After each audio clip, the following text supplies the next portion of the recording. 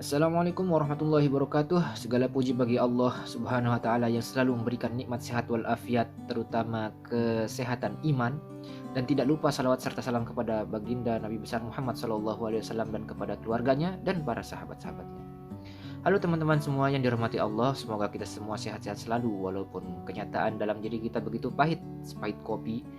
Ada baiknya jika ditambahkan gula kesabaran dan senyuman manis dari wajah-wajah kalian hingga terciptanya kenikmatan dari kopi kehidupan. Dan tidak lupa saya mengajak teman-teman untuk kita mendoakan saudara-saudara kita di Turki dan Syria khususnya yang lagi tertimpa musibah, dan semoga Allah angkat musibahnya dan semoga diberi kesabaran atas cobaan tersebut dan digantikan dengan yang lebih baik lagi. Amin amin ya robbal alamin. Kembali lagi bersama saya dalam perbincangan kita hari ini. Pembahasan kita sekarang masih tentang pertanyaan-pertanyaan yang lumayan membingungkan dan menjadi problem bagi kebanyakan masyarakat, yaitu sebuah pertanyaan sebagaimana yang telah saya tulis di judul video ini atau di thumbnailnya, yaitu aku selalu bersedekah, namun mengapa rezekiku tidak bertambah? Mungkin munculnya pertanyaan ini karena ada sebuah hadis yang disampaikan Nabi Muhammad SAW yang mengatakan tidak akan berkurang sama sekali harta seseorang dikarenakan bersedekah, bahkan akan bertambah. Namun beberapa orang dalam realita kehidupannya menemukan hal yang sebaliknya. Lalu mereka bertanya, di manakah letak kebenaran hadis tersebut? Bukankah sebuah hadis yang disampaikan oleh Nabi itu pasti benar? Nah, di sini adalah letak pertanyaannya. Mungkin muncul pertanyaan seperti ini dari hadis tersebut, ya. Oke, di sini saya akan memberikan sedikit pencerahan atau bisa kita sebut dengan skincare hati buat hati-hati kalian sedang kusam dalam memahami hal tersebut, hingga tidak muncul pemikiran-pemikiran yang keruh yang salah di kemudian harinya. Baiklah, pertama-tama saya ingin disclaimer dulu bahwasanya petunjuk Nabi atau yang kita sebut dengan hadis, hadis Nabi Muhammad SAW bukan dalilnya yang salah, namun yang salah adalah kita salah dalam memahami dalil atau hadis tersebut. Kadangkala hadis perlu juga dijelaskan oleh orang yang pakarnya dan ahlinya, dan tidak semerta-merta ditelan mentah-mentah oleh yang bukan ahlinya. Ya, kalau ibaratnya itu kayak orang yang tidak mengerti tentang kedokteran, misalnya ilmu kedokteran, lalu mengambil obat-obatan, kemudian mulai memberikan meracik obat dan diberikan kepada orang yang sakit sedangkan dia tidak tahu fungsi dari obat tersebut. Atau mengambil suntik lalu menyuntikkan cairan obat yang ia sendiri tidak tahu itu untuk penyakit apa. Dia hanya menerka-nerka, oh mungkin obat ini untuk ini, mungkin obat ini untuk ini. Dan kemungkinan-kemungkinan yang diterka-terka semacam ini oleh yang bukan ahlinya itu bisa bikin celaka, bukan? Oke. Jadi setiap ilmu atau pelajaran atau keilmuan itu harus dikonsultasikan dulu, ya, sebelum itu dari pakar-pakarnya. Nah, oke, setelah disclaimer ini mari kita kembali membahas tentang pertanyaan atau pernyataan di atas. Nah, oke, secara akal apakah rezeki itu akan bertambah ketika kita bersedekah? Mungkin atau tidak? Menurut kalian gimana? Kalau menurut saya itu mungkin. Misalnya ya, ketika kita berbagi kepada orang lain, contoh tetangga atau kerabat kita, dengan kita memberikan ia pertolongan ketika ia susah, itu akan menimbulkan rasa cinta pada dirinya.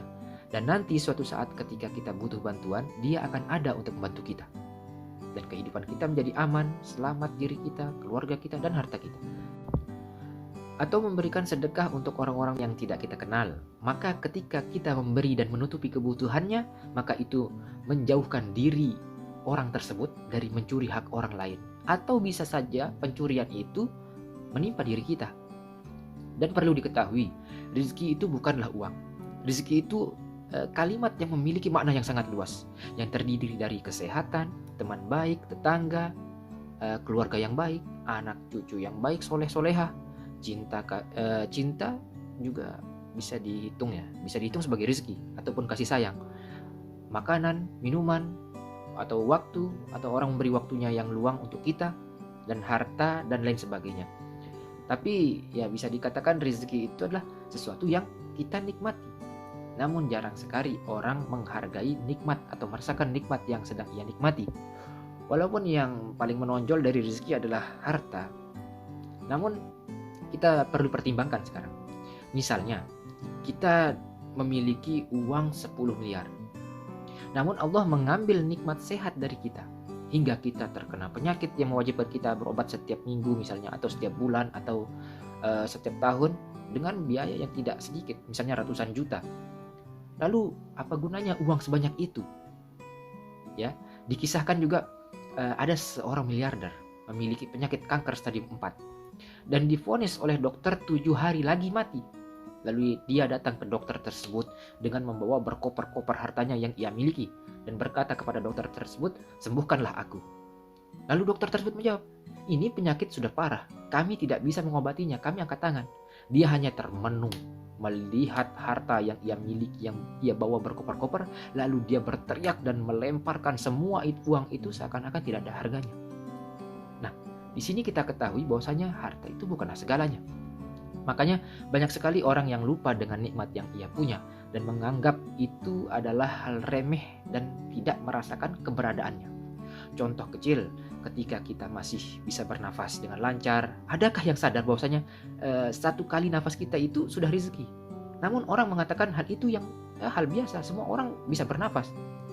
Tapi kita tidak pernah tahu bagaimana rasanya orang yang tidak bisa bernafas, ya. Bernafas harus pakai oksigen dan lain sebagainya, itu dibayar. Nah, coba kita renungkan ya. Misalnya, coba saja nafas kita itu dihentikan sejenak atau diambil setengah aja, setengah. Ketika kita flu misalnya, hidung kita tersumbat, ya, itu saja sudah begitu mengganggu. Bahkan jika Anda ingin melihat rezeki yang Allah berikan, datanglah ke rumah sakit. Anda akan menemukan begitu banyak kelebihan Anda dan itu perlu disyukuri. Jika tidak, maka Allah bisa saja mengambilkan dan membiarkan kita hidup tersiksa. Nah, ini dari segi realita ya. Dan sekarang kita bahas dari segi keagamaannya.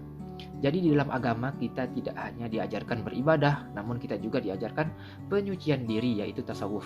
Membersihkan hati seperti cara sopan santun, tata krama, ikhlas, menjauhkan diri dari dengki, sombong, atau mengagungkan diri, atau berdusta, berkhianat, dan lain sebagainya.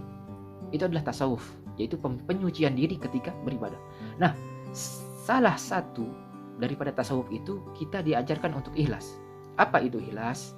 Ikhlas yaitu menjadikan ridho Allah sebagai satu-satunya tujuan. Maka bisa kita simpulkan ketika kita bersedekah dan kita harus ikhlas dan tidak mengharap balasan apapun kecuali ridho Allah. Maka ketika kita memberi dan kita niatkan untuk mendapatkan lebih dari yang kita berikan, maka di sini letak kesalahan kita. Letak kesalahan kita adalah niat. Allah menyuruh kita bersedekah melalui perantara lisan Nabi Muhammad SAW dalam konteks hadis di atas, itu sudah benar. Namun salahnya pada diri kita yang tidak membaca hadis lain yang disampaikan Nabi Muhammad dalam hadisnya, innamal a'malu binniyat. Segala perkara tergantung pada niatnya. Itulah perlunya ngaji kepada pakarnya, hingga kita ditunjukkan tata cara, bukan hanya mengeluarkan harta semata. Karena Allah tidak akan memberikan imbalannya kepada orang-orang yang berbuat sesuatu bukan untuknya. Dan menurut saya ini adalah hal yang wajar. Menurut kalian gimana?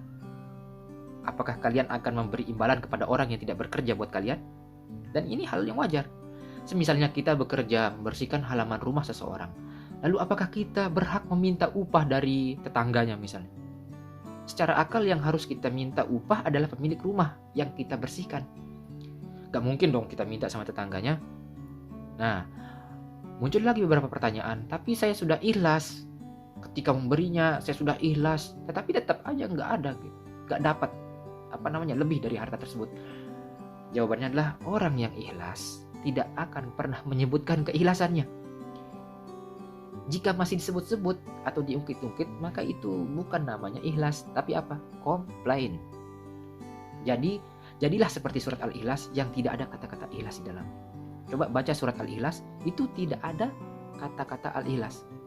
Surat Al-Ikhlas itu yaitu Qul huwallahu ahad. Nah, itu tidak ada kata-kata ikhlas di dalam surat itu, namun dia diberi nama surat Al-Ikhlas.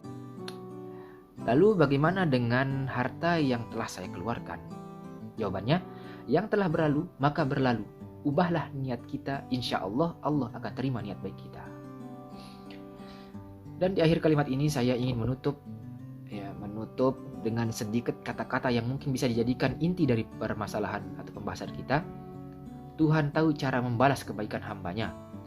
Dan kemungkinan yang lain adalah mungkin saja Allah memberi cobaan ketika kita berbuat baik sebagai ujian untuk kita. Jadi kita lagi ujian nih. Nah, jika kita tetap sabar, maka kita lulus. Ya, lulus akan ujian tersebut. Dan kita tahu bagaimana bahagianya orang ketika lulus ujian. Maka jalani, sabar, dan akan ada hadiah dan penghargaan ketika kita lulus nanti dari Allah Subhanahu wa taala. Jika Tuhan tidak membalas kebaikanmu di dunia, ketahuilah Ia ingin membalas kebaikanmu di akhirat dengan keutamaannya. Ma indallahi baqin wa ma indakum yanfaddu. Apa-apa yang datang dari Allah maka akan kekal, dan apa-apa yang ada datang dari manusia maka akan habis. Nah, mungkin sekian dari saya, semoga mencerahkan dan bermanfaat, dan semoga kita dijadikan orang-orang yang sabar, ikhlas, dan selalu berbaik sangka kepada Sang Pencipta. Oke, keep smile, be patient, and sampai jumpa. Assalamualaikum warahmatullahi wabarakatuh.